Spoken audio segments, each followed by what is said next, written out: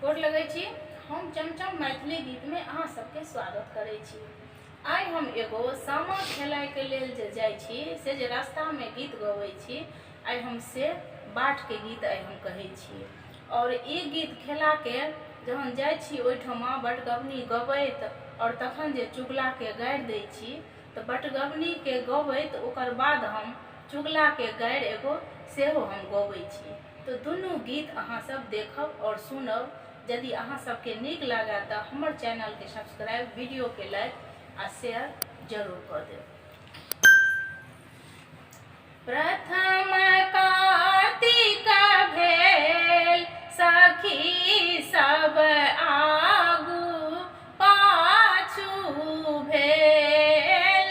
प्रथम कार्तिक भेल सखी सब आगू पाछू भेल।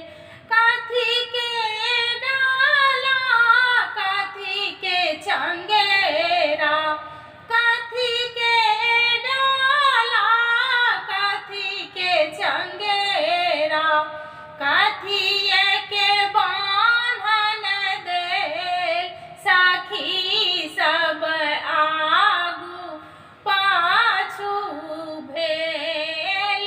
प्रथम कार्तिक भेल सखी सब आगू पाछू भेल।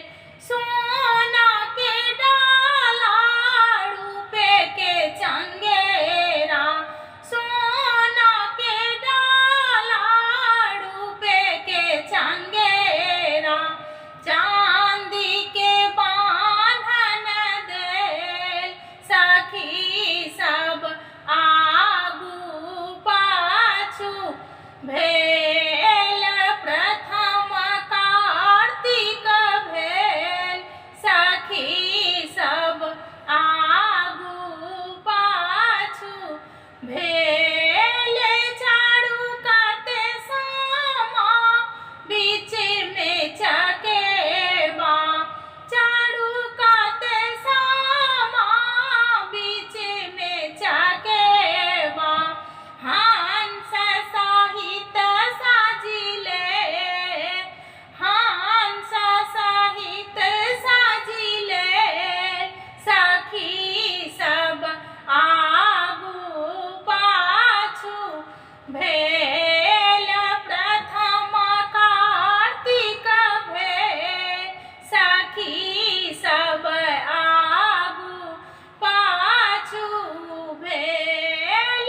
जल्दी से सामा खेलू हे बहिना, जल्दी से सामा खेलू हे बहिना, राति बहुत बीती गेल, राति बहुत बीती गेल सखी सब आगू पाछू भेल।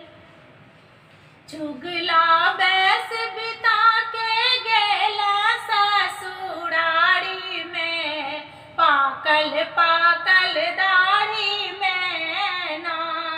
चुगला बैस बिता के गेल ससुरारी में, पाकल पाकल दाढ़ी में ना। चुगला गेल को बड़ घर, कनिया ठेल दल कई उमहर।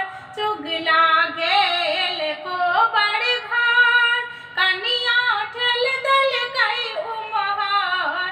चुगला मुँह बिदड़ के खसल ऐठे थारी में, पाकल पाकल दाढ़ी में ना। चुगला बैस बिता के गेल ससुरारी में, पाकल पाकल दाढ़ी में ना। चुगला खैल मंगल कई पापड़, चुगला के साइड मरल कई थापड़। चुगला खाइल मंगल कई पर, चुगला के साइड मरल कई थापड़। चुगला ठाड़ भाई